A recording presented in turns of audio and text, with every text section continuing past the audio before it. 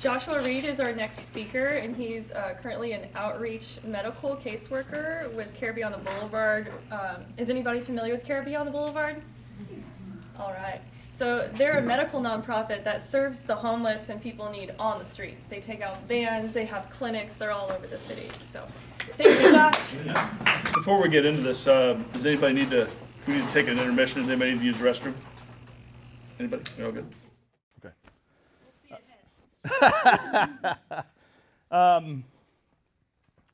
Before I introduce myself and I get into some of this, I want to say a couple things. One, I work for Care Beyond the Boulevard, but I am here today speaking as a private citizen. Okay, I am not here advocating a political side. I serve patients that are homeless, and my patients are all forms. Some of them are Republicans, some of them are Democrats, some of them are independents. And I love each of them the same. Sometimes that's hard, all right? But I do. Real quickly, what I'd like you to do is I want to say thank you to everybody that's in here. Specifically, thank you for your heart of service and for caring about each other. Whether it was Fred Rogers that got you to care about your neighbor or somebody else, I'm glad you do. And so thank you so much for that, and thank you for being at a place like this to talk about how do we deal with things in our country when things get real unfair real quick and cause harm to lots of people, okay? I'd like you to close your eyes for a second. And with your eyes closed, I'd like you to think about all the things in your life that you've personally done, choices that you made, that if you had been caught, there would have been some consequences for them. Things that may have been criminal. Could have been a misdemeanor, could have been a felony. But thank God you didn't get caught. Or you did, and you learned some things. I work with humans every day, and so I'm very in touch with our humanity, and one of the things that I've found is not only that none of us are perfect, but all of us have made bad choices. And many of us have been given the grace to learn from those things. The same grace that's often not extended to some of the folks that are probably the reason we're here to protect. My entire life I've been a protector. If you closed your eyes and opened your eyes and looked at me, and I asked you, how do I present as a stranger? What would you say? Right? We talked about some people in camo a little bit ago, right? Yeah. Authority figure. Yeah. That's a big dude, right? Yeah. I present right now the way I do intentionally because I listen to the people that I serve. And when they told me when I shave I look like a cop, I stopped shaving. Right? I couldn't get rid of the 10 years in the United States Army. I still come across as that, right? But all my life I've been a protector. I've been a protector of brothers and sisters in an abusive situation when I was a kid. I've been a protector of my mom at different moments. I was an offensive lineman. I served overseas in the Peace Corps. I was in the United States Army, and I served protecting soldiers and taking care of soldiers my entire time that I was in. And now I spend my days going into homeless encampments, taking medical doctors and people and providing case management to the most vulnerable folks that live in our neighborhoods and that we oftentimes don't even know that are there. Before I get into a little bit more of that, I want to say I am so glad that I got to speak second because I'm so happy that we have a county executive that's kind and intelligent and cares about that's running a candidate, right? It's nice to have a candidate running, right? I appreciate that. I appreciate that you're running, and thank you for all of that great legal expertise, right? I spend a lot of my time protecting the people that I serve currently. I have actively protected people that are being sex trafficked. I can speak on the reality that sex trafficked folks face and the things that they've dealt with. I have committed crimes. I have committed good trouble intentionally, right? And now I say I commit pretty good trouble, spelled P-R-E-T-T-I, right? I encourage people not to be afraid of breaking unjust laws My degree was in psychology and history, and I was raised by somebody that cared very much about the civil rights movement. My mother met Mother Teresa and did service all around the world, and still does service today for folks that have Alzheimer's and dementia care. We have lots of different pockets of people that are marginalized and people that receive lots of different bigoted behavior from others. Now we have federal institutions that are doing that. I'm a 300-pound big guy, right? There's not a lot that makes me afraid. I would tell a federal Bureau of Investigative person to go stick it. I would say, I'm not talking to you. I have hidden people from ICE. I have hidden people, and we've got them out of situations, and I've advised them to stay off certain radars so they're safe. And I would imagine the folks that participated in the Underground Railroad and had the courage to do some of those things at some of the historical moments in our country where we were tested did the same thing. And all I can say is when you get into the creative side of civil disobedience, nonviolent civil disobedience, I would encourage people in here to start studying folks like Gandhi.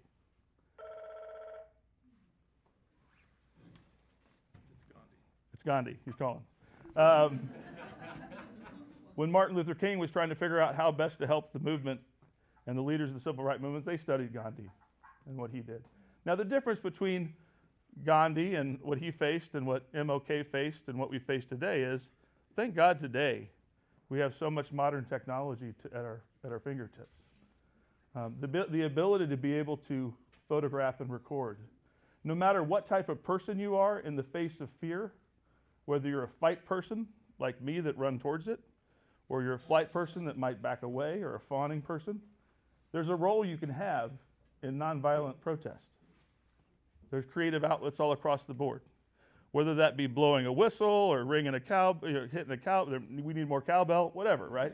Like, there's stuff you can do, and there's really creative options to do it.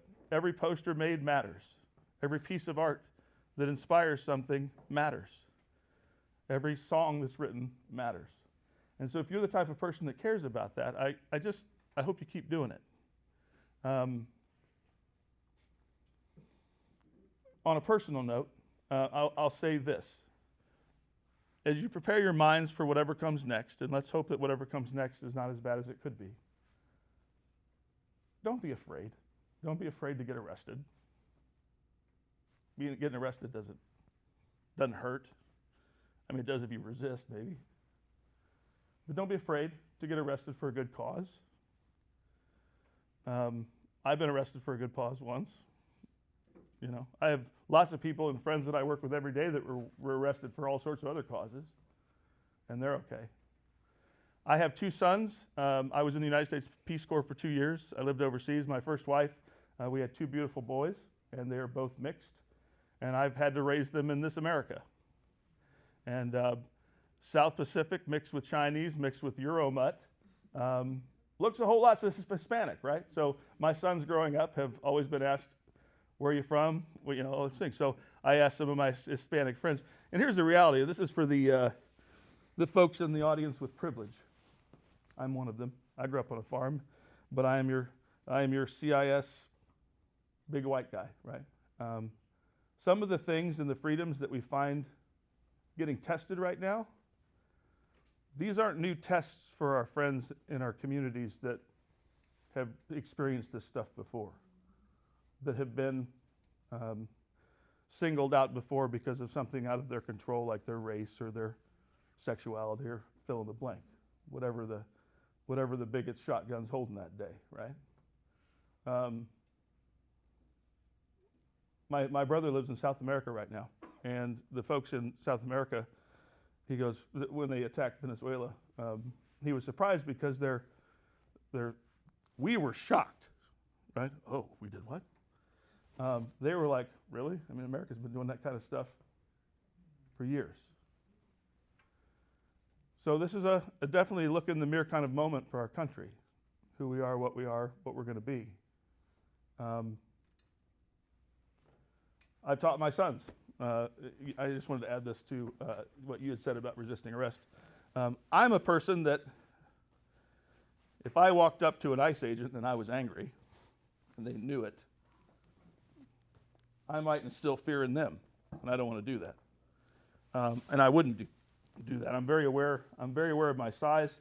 I'm aware that when a domestic violence victim comes to me that's unhoused, I might not be the best recipient, right? I'm always paying attention to those kinds of things. But with my sons, they're both mixed. We're all wrestlers. All my kids are wrestlers. I was a wrestler too. And I just taught each of them. And I've taught them something that I didn't have to learn. I've never been pulled out of a vehicle. I've never been mistreated by anybody, really. I mean, and that could be my size. Maybe that's a deterrent. But with my sons, I said, if there's a moment where somebody says you're under arrest, if that's what you hear, get on your ground and put your hands behind your back. Always show your hands. Get down and be safe. I'm not resisting, right? There's nothing scary about getting arrested. There's a whole lot scary about giving people fuel to do other stuff after that, right? And then I would also say too, I know that you heard the legal side of it, but in terms of the historical side of it with civil disobedience and nonviolent civil disobedience, is if you do decide to get into pretty good trouble, be intentional about it. If you're going to hide somebody, hide them well. Make sure they're safe. If you're going to get somebody out of there, get them out. Okay? And don't be afraid to do that when the time comes. Questions? Can I tell you about the recent Yeah. question I asked? Okay. I received a message from a volunteer, and she said that they were afraid that ICE was stalking one of their distribution points where they do medical and food at a church on Independence Avenue, and they had to lock the doors and then escort the family home in a different vehicle. How intense is this? Is this expected to happen again? What can we do? Like, as a volunteer. Yeah, there have been so many systems that have been tampered with. I mean, with Doge and what Musk did to take away people's, the targeting with Social Security information. I do a lot of things that are about connecting people that are unhoused back to giving them back standing, right? That they can't prove who they are. They don't have photo identification. They don't have any of their legal documents. It's all gone. Maybe it got burnt down in their camp. Maybe somebody stole their backpack. Those documents aren't made to live outside. So getting people reconnected with that. Now, I do run into a lot of situations where I come across people who are immigrants who came to this country. They are undocumented workers. I'm not going to use the word illegal alien. I think that being nasty and criminalizing people fleeing for the betterment of their family and their future is not okay. My Christian principles that I was raised with, that's not okay, right? We got him out of there. It hasn't happened a lot. I don't know how many of you are in situations where you work or where you live where you are around people that you know are undocumented that you know you need to help protect. I don't know. I'm in situations often where I'm around people that have that. I might be sitting down with somebody. I helped somebody yesterday get all their vital documents that they could get, and they're not from this country. I've advised people not to finish filling out a Medicaid form, not only because they wouldn't have got it anyway, but two, why tell them where you are, right? But yeah, they will. The other thing too, though, and I think there's a flip side of this. I've got some folks that are trapped in this country and have stayed past their visa from other countries that are countries that my descendants are from, and some of them want to stay and some of them want to leave. Some of them have. I've got one person that has voluntarily approached Homeland Security and said, "I'm here. I'm stuck and I don't have a way home." Now, if you voluntarily surrender to them, there's lots of advantage in that situation, in the sense that you can potentially come back to America in that situation. It won't be held against you if you voluntarily give yourself up. And those are conversations that you can have with people. You know, what are you trying to do? Where are you trying to get? Right now, there's not a consensus on a pathway to citizenship. I was a big Peace Corps volunteer and AmeriCorps volunteer, and when I was a Kansas City field director for Obama, I used to say, on the issue of immigration, I support anything really that gets somebody a good path to citizenship. Go plant 1,000 trees. Go do community service. Go contribute and invest in this country like our ancestors did to be here. Now, I also served in the Peace Corps and got to serve in a country where they celebrate each other's differences and holidays and cultural diversity in a different way than we have historically here, in some of the ways that we get along. But I still think in the end, love wins, and I hope you guys keep applying your individual love and your situation to the people that you care about, and your friends and family. Obviously, you mentioned your sons, and giving them information that protects them. Yeah. I have a question for both of you. What kind of a microscope would you say, or magnifying glass, that Kansas City is under right now as far as intentionality of ICE looking towards us?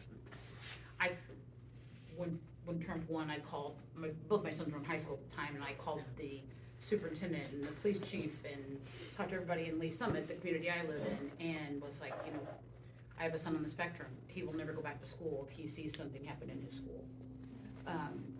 And I was told, oh no, they've told us, our national partners have told us they're not coming to the summit. Well, they don't usually call ahead, right, and ask you to get the coffee pot started. And I just. Well, let's be clear, right? They're here, right? They're already here. Okay, so I guess. Yeah. They're here, and this is one of two of the gateways to the West, right? I mean, Kansas City's been a big deal in the expansion of this country for a long time, and we are a shipping hub, and we are right in the center, and there's a lot of north-south traffic that comes through here and different things. So we're one of the big cities and we're a blue city, So there's that target on our back. Yeah. Oh, can I also respond to that? Oh, yeah. I need the mics again. Let me get this back on for you. Because You can just hold it if you don't want it. I have something to say on this.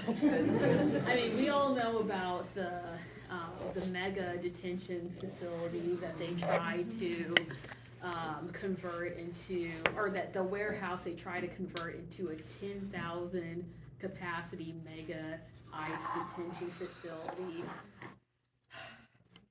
Because this is the thing, okay? Port KC authorized that cell to, I think it's called Platinum, I forgot the other place where it's going to authorize the cell to the federal government. And now Port KC, does everybody here know what Port KC is? Because it's kind of this illusory, but it's a real port authority that has the access to offer infinite money by putting our riverfront property as collateral to issue bonds out. So just a quick explanation of Port KC.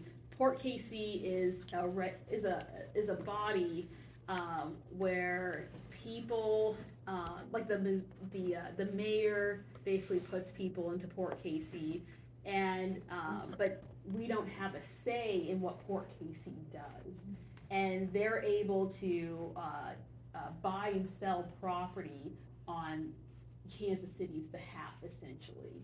And so they were the ones that are responsible essentially for this sale, because now they're basically saying, oh, we didn't know it was really supposed to be used for this whole situation. And it's like, how did you not know when literally ICE agents were on your property? Like, you guys knew.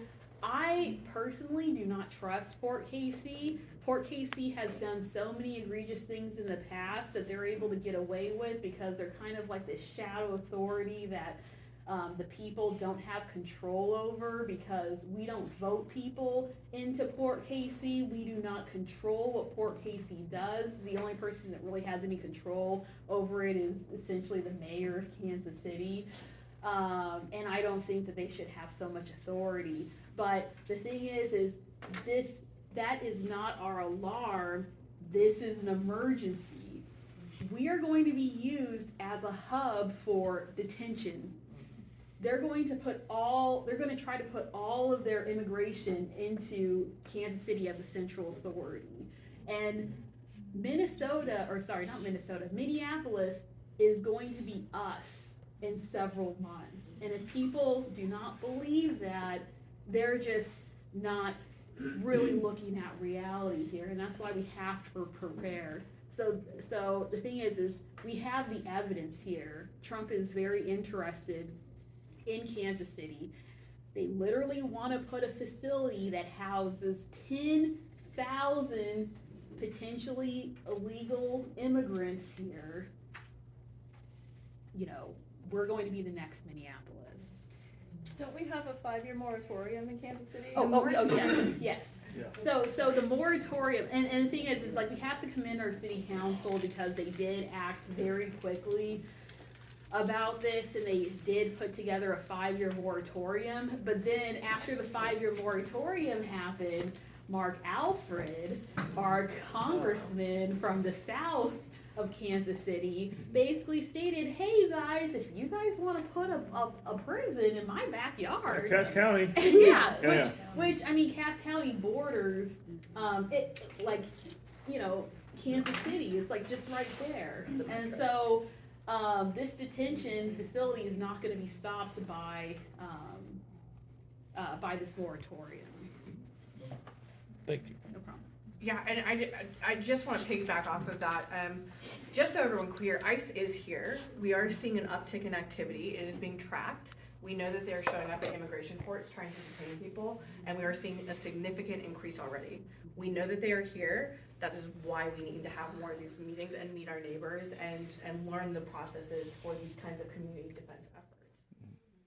And I just want to add a little piece. So obviously I have a heart for soldiers, right?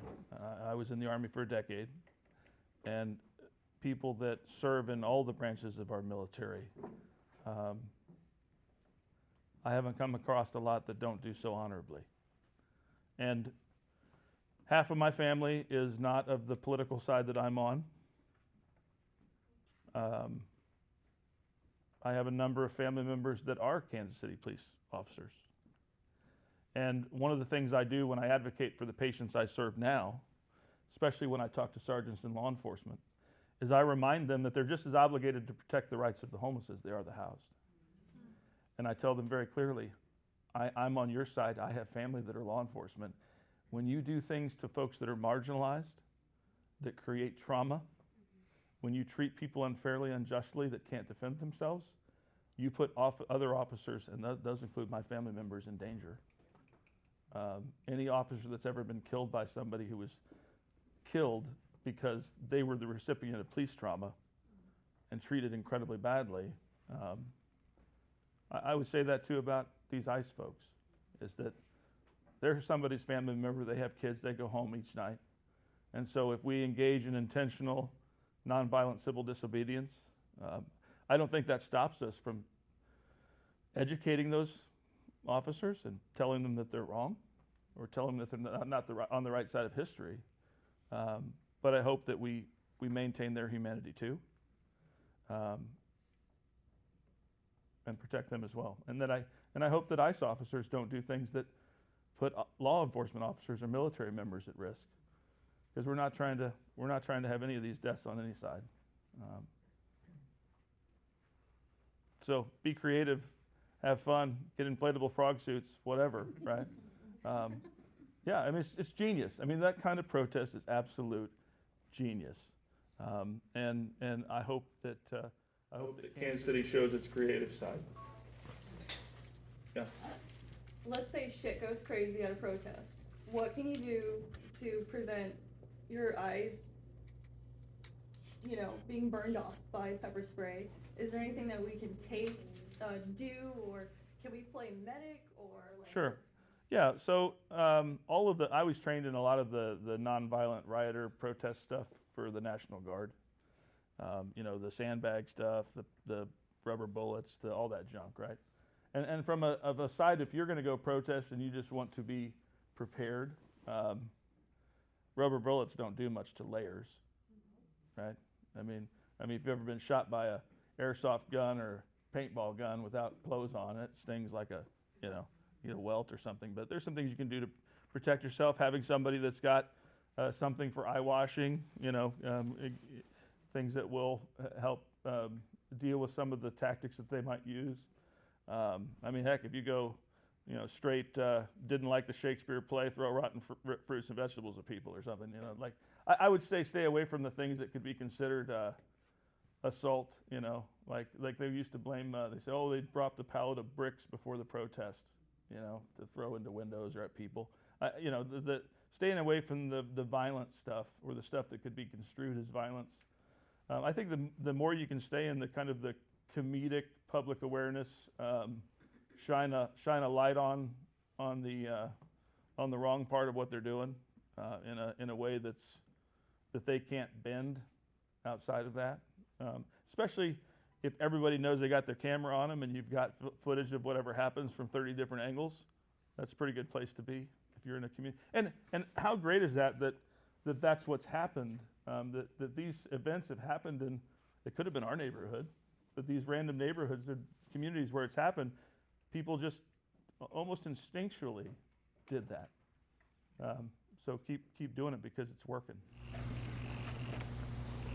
I think also remembering that, we can't do anything if we don't know who to call. You have to know your neighbors. You have to know who lives across the street from you. You have to know some of the people's names that are in this room. Tap into your resources, because there's a lot.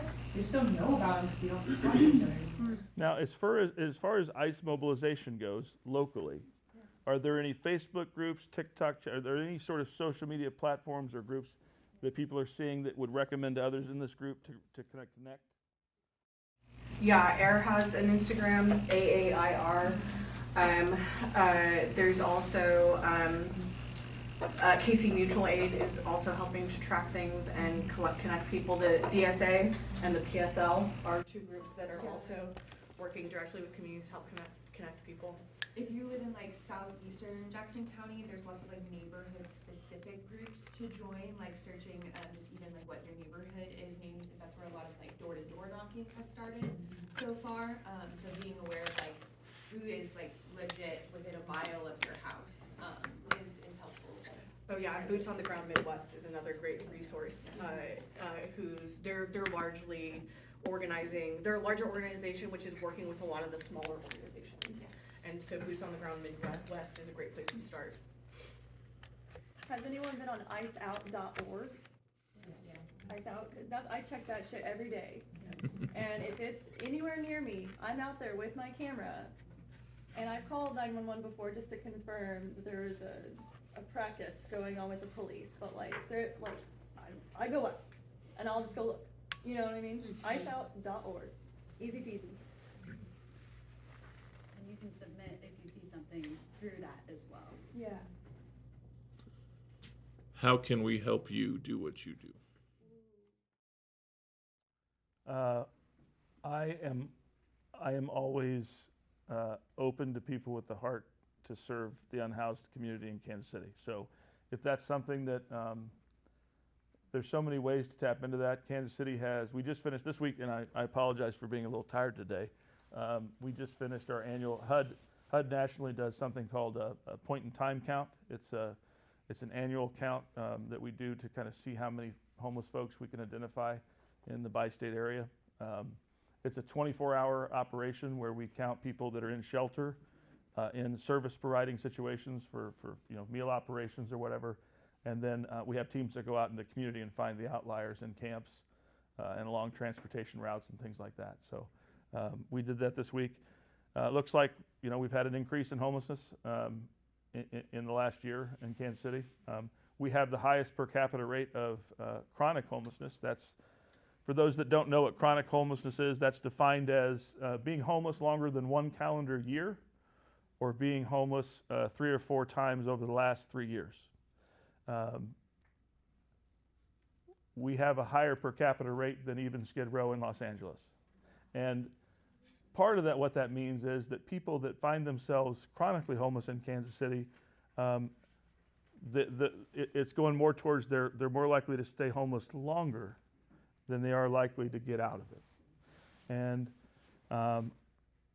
we scramble all day long to help people navigate out of that, break down barriers, find pathways to getting housed or getting services that lead to getting housed and on the path out. And so if you're somebody that would love to do that, if you'd like to get involved, I'd be happy to have a conversation with you.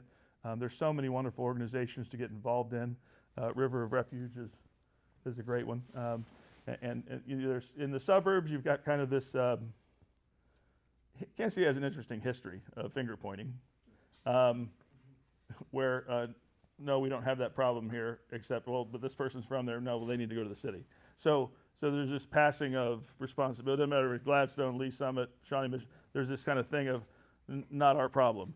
And really, we just need it to be all our problem, right? That all of us work to solve it, because there's no way that Kansas City by itself can fix chronic homelessness in the bi-state area without everybody on board. So simple ways, to answer your question in a very, very distinct, hey, I could do that. Volunteer somewhere. Volunteer somewhere. If you want to get more direct, volunteer in some of the big feeding operations. There are some that are mobile that go around to certain places where large groups of homeless folks in Kansas City live, or travel to have certain services each night of the week. Usually some different group does a different night. There are some operations. My first experience volunteering was when I was in high school.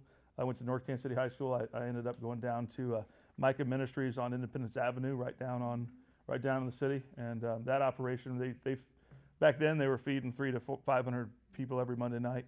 I think now they're up to 800 to 1,000. They get a lot of people that roll through there. So that's a great way to go. And if you don't feel comfortable, or maybe you haven't been homeless, or you don't know people that are homeless, that's a great place to go, kind of get exposure and just serve. Like, they do a sit-down dinner where you can go be a waiter or waitress for somebody. There's Always running out of toilet paper. Bring a pack of toilet paper when you go there. Yeah. Always running out of it. And There's- people leave if they take it home with them. And never be afraid to give out supplies. The folks that are on the corner flying signs, that's their job. They're trying to raise money. What they're raising it for is not important. Giving them a water when you have a water, or giving them a sandwich when you have a sandwich. Kindness matters all the time. And those are simple things you can do. If you want to get super involved, you want to learn how to help people get their vital documents back and do some of the stuff that case managers do, I'm happy to teach that too, because the difference between having standing and be able to, one of the things I did was I get guys come to me and they say, I had 5 job offers this week. Now, independent of where you are on the political spectrum about homelessness, and I think that most Americans would think criminalizing homelessness is not a good idea, even though we seem to be leaning more that way. Independent of how you were raised, whether you were raised liberal or whether you were raised conservative, the different opinions and different things you might say to the homeless community, everyone tends to agree, well, hey, maybe a solution is that they get a job. Right? Some of those or connected to disability, right? Or fill in the blank, get services for mental health, get services for substance abuse disorder, whatever it is, right? If I go to somebody and I say, hey, I've got a guy, he's had to turn down 5 jobs this last week because he doesn't have his documents. Was he a citizen? Hey, he's been a citizen all his life. Would you donate $40 so I can go get this guy everything he needs? Because that's really all it costs to get him every document that he needs to say yes to one of those jobs. It's not a whole lot, right? These are the things that the people in your life at those really important moments, your mentors, your parents, the things they taught you to do, that sometimes people don't have people that teach them to do that, where getting those things. And I was lucky to have a stepdad that did that for me. So it's nice to have. I loved getting to take care of soldiers for 10 years. It prepared me to take care of the soldiers I deal with now, and the people that I deal with now have a much harder mission. So if you want to get into you know, in a way, we're in a struggle right now. We're in a fight for who we want to be as Americans in terms of kindness towards our neighbor. Yeah. Sorry, there's a couple of questions here. Yeah. The first one is, do you work with VCP? PCP? VCP, Veterans Community College. Oh, yeah. So I am. I was like, I deal with people that are on PCP. I absolutely love Veterans Community Project and the founders of that. And, you know, I know Jason Cantor's done a lot of work with them. I do side work with them. I go down there and I help when I can. I'm proud to be one of the veterans that's on the staff with the medical group that I work with. I like street medicine. There's just something about that. There's something about, you know, I can't tell you what it is, but if I sit with somebody in a camp and I put a Band-Aid on them, there's just a different bond and comfort that happens then. You know, it's that kind of care. In the struggle to prove that you care to somebody, that's one of those things, you know, and it just creates a connection. And when I take a group of people around and we go one morning, every Friday at 8 o'clock at the health department, I meet whoever will meet me that's born in the state of Missouri. And we'll do all of this in 2 hours. We'll get their birth certificate. We'll get their fountain card, which is a Kansas City municipal ID. We'll go to the We Development Credit Union, get a free bank account. We'll go down to the license office and we'll get their state ID. And we'll sign the documents for their Social Security card. And in one day, they will have gone from having to give a no to being able to say yes. And that's, yeah. You get people to walk up to you and go, "You saved my life," or "Thank you," or, you know, all that stuff. But man, sometimes when people are down and they're in that place, there's in that hopeless, dark place where you see the barrier, you don't think you can get knocked down. They need people in the community that care about them, and they'll help them do some of that stuff. So there's not anybody in this room that couldn't do it. It's that easy. Happy to show you, right? Yeah. Where does KCMO stand with, I know that they had some laws where if you fed people, there was something illegal at one point about that, and park. Yeah, recently there were some volunteer that were doing the mobile food pantry operations that were asked to leave a space and were arrested, and that's one of those good trouble kind of fight situations where those people, they were warned and they chose to do that for the folks that they serve, and that's kind of their fight against the criminalization of homelessness that they're willing to make. So each of you as an individual has to decide what you're willing to do, you know, in those situations. But Why would that be illegal? It's actually, isn't it something that Jesus said? I mean, let's go back to the basics. I don't know that the law enforcement folks care much about Jesus or what he said, but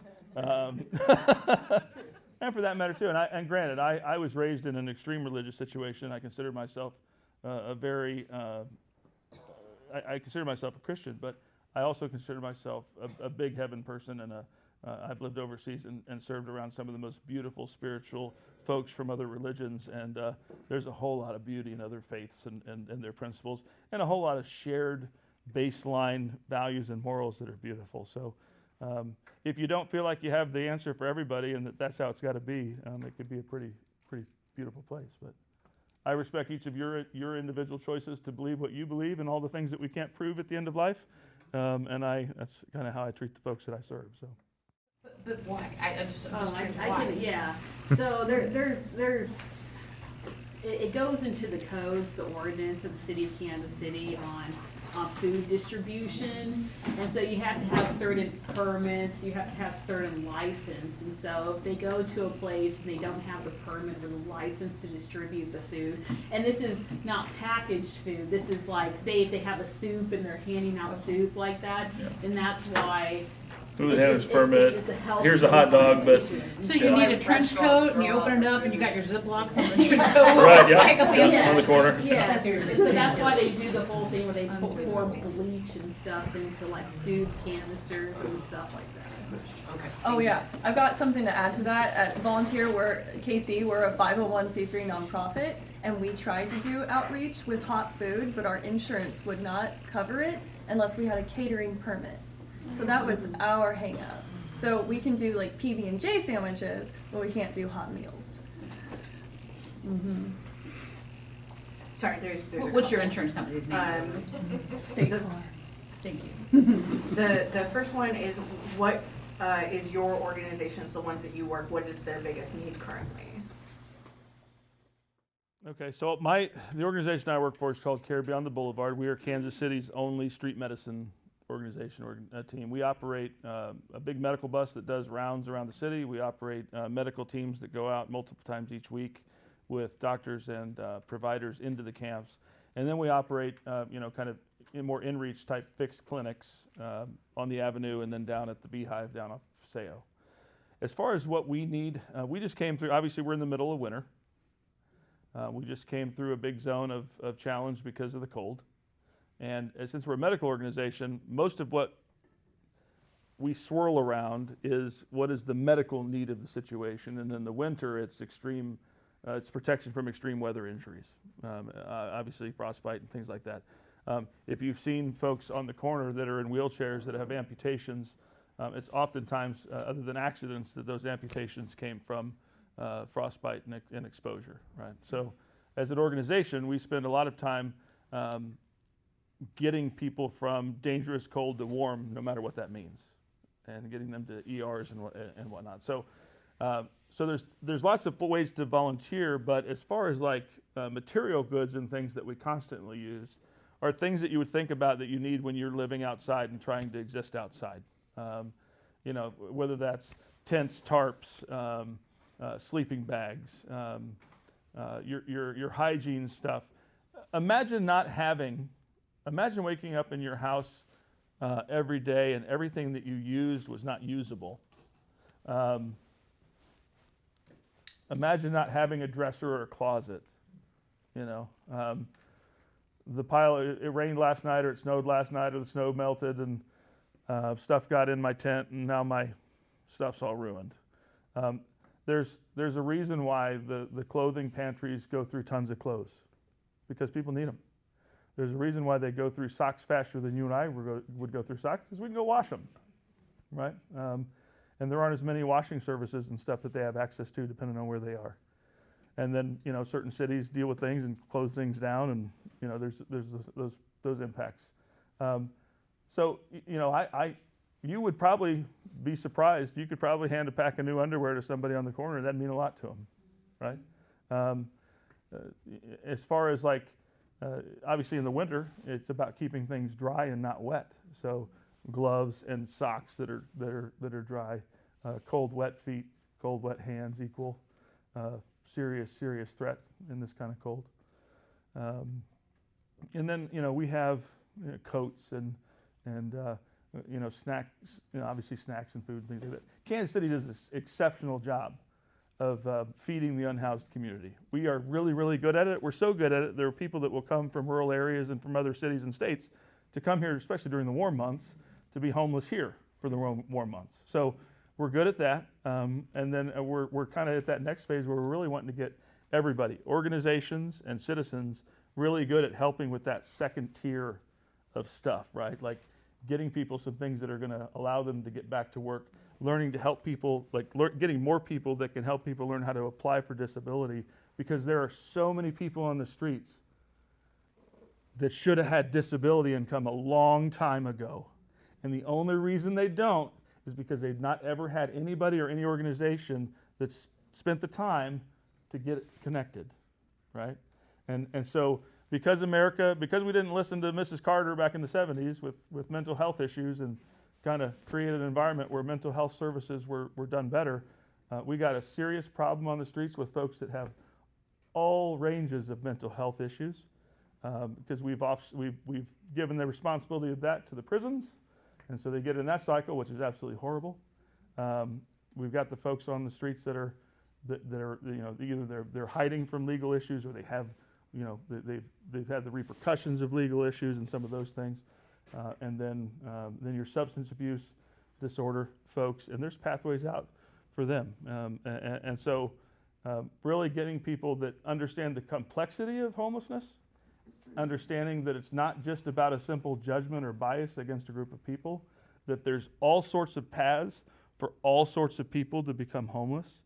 And there's lots of ways and strategies to help break down some of those barriers and shine light into those dark places, and help people, for the folks in the community that are willing to learn how to help some of those folks. So if you've got a heart for helping, if you've got somebody in the family that dealt with that alcoholism or some sort of other addiction, man, get out there and help some of those folks in recovery and some of those. I mean, I can't tell you how. Here's something. I'll give you some information from a person that kind of sees where the holes are.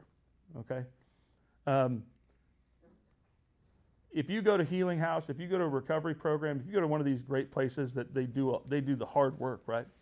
People get through there, they go through a 60-day, 90-day program, whatever it is, 30-day, and they get into, let's say they get into sobriety house. And there's all different types of sobriety houses. Some of them are faith-based, some of them are not.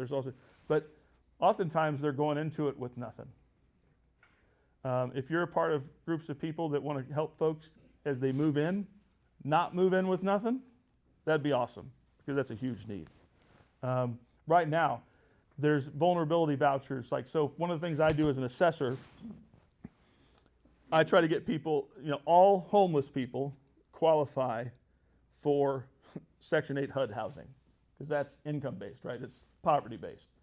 All unhoused people are well below that line, right? A great percentage of them are not signed up on those Kansas City Housing Authority lists, and they should be. So we spend a lot of time trying to get people signed up, so they're on the radar of HUD, so they can get the biggest pool of vouchers that exists for housing people is through HUD. The vulnerability vouchers, the ones that I am an assessor for in the COC that is Wyandotte County and Jackson County, are specifically for the most vulnerable. So what I have to do is I have to take 100 homeless people, just a pool of them, and I have to figure the less than one that's most vulnerable, because that's how many of those types of vouchers exist. Less than one. There's less than 1,000 of those types of vouchers in the entire state. So people have to be older, they have to be typically elderly, they have to have a subset of mental health issues diagnosed, they have to have substance abuse disorder, they have to have all the different categories to sum up to a number that makes them the most vulnerable to receive one of those vouchers. So there are things out there specifically for the most vulnerable, and there are a lot of things out there for folks in other categories, but there's a confusion in who needs to go where and how to get signed up. And so the more the community can be aware of some of those things, where you see somebody, hey, are you on the housing authority list? Now, granted, there's other problems in that, right? Like, oh, you're on the list now with Bob AI, great. Well, how are you supposed to access it? So you don't have a phone, you're outside, right? So you need places where they have access to computer labs and phones and places to deal with modern technology. What? So to that end, I'm a giant nerd. I'm a software developer. I taught myself how to write code. To sign these people up, do you need hotspots? Do you need iPads? If you were doing it mobily, like say you were gonna start a group that's what they did. They followed, let's say you followed Uplift in the feeding operations to all the sites where people kind of congregate for food. That's one of the things our medical bus does. We follow routes with big food turnout to provide medical care, because everybody's got to eat. You could do something like that. Now, the third floor of the downtown library is a great resource. All the libraries, for that matter, are places where unhoused folks will go to get access to computers. Are they close to libraries then? Or do you have to walk? Many of them are, and then many of the libraries are on the bus line. Right now, I want everybody to think about this, because this is going to be something that affects the unhoused community in a way that most people won't understand. If you don't know it's going to, you might not think about it, right? At some point, and it's going to be close to when the World Cup is in Kansas City this year, they're going to reinstitute fares on buses. And that's going to have a significant impact on the unhoused community and their ability to get to and from services. So that'll be an issue. But with our organization, we operate out of the Beehive at 750 Paseo Boulevard. We do have a $10,000 funded through, I think it's Dell or Microsoft. It's a grant for a computer lab, so we have a place that people come and do some of those things. It would be cool to have more mobile stuff. What I do, I set up, as far as case management, I wanted to be able to go sit with somebody in their camp and do every single thing on my computer and my phone that I could do with them if they were sitting in my office. And that's been good as far as really being able to, because there are a lot of people that they stay in their camps. They don't go to other places for services. So yeah, but we can talk some more about it. I like tech stuff. Yeah. Someone is asking what to do if you get pepper sprayed. Does anybody know what to do? Flush your baby shampoo. Baby Flush your shampoo. ass out. Yeah. Don't run. Obviously, pepper spray is what based? Oil based. What fights oil? Soap. Yeah. I'd use Dawn soap. That's what I'd use, because if it can get a oil soaked duct clean, I figure it can get pepper spray out of it. Yeah. Oh, I just want to put a tip out for people who have to have prescription lenses. Do not wear contact lenses to protests. When you see me out in protest, I'm always wearing my glasses, just because, like, if you get pepper sprayed and you have contacts on, like, that's nights out. Like, you're gonna be, in trouble. It'll also get it off your clothes. Yeah. Is there a push with the World Cup to remove the unhoused? I would say that, I don't know. I think there's just been a legitimate, they're obviously looking for a solution to chronic homelessness in Kansas City as far as per capita. There's a lot of city leaders and people that are doing a great job. Josh Henges and the folks at the city that work, Dick Allen and that whole team, Amber, and they do a great job. And many of them have, some of them have lived experience too, so they understand the realities of being homeless personally. I think the city is scrambling. I mean, come on. In our lifetime, let's be honest. In our entire lifetime, including Chiefs and Royals parades, when have we ever experienced a zone when there's 600,000 extra people sitting on our city's head? We've never had it. There's no precedent in any of our lives. So it's going to be it's going to be fun. Yeah. But as far as I don't see anything I don't think they're clear. Now they're clearing out some camps strategically, or they're clearing up some areas of the city to beautify and things like that. But I don't know that they're intentionally targeting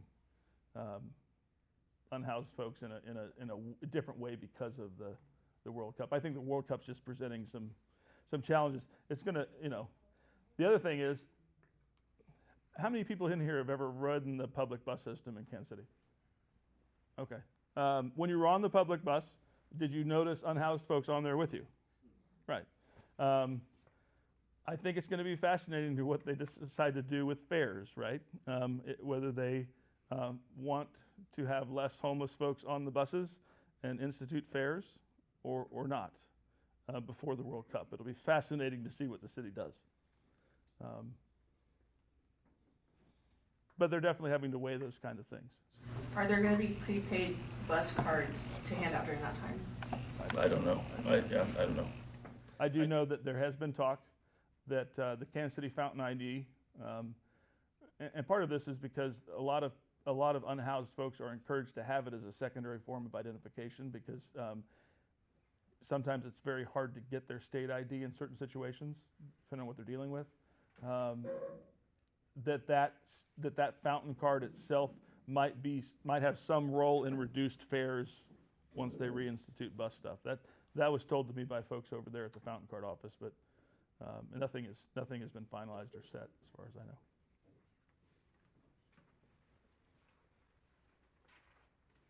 Again, thank each of you for doing what you do, organizing people, passing out whistles, being elements of good trouble.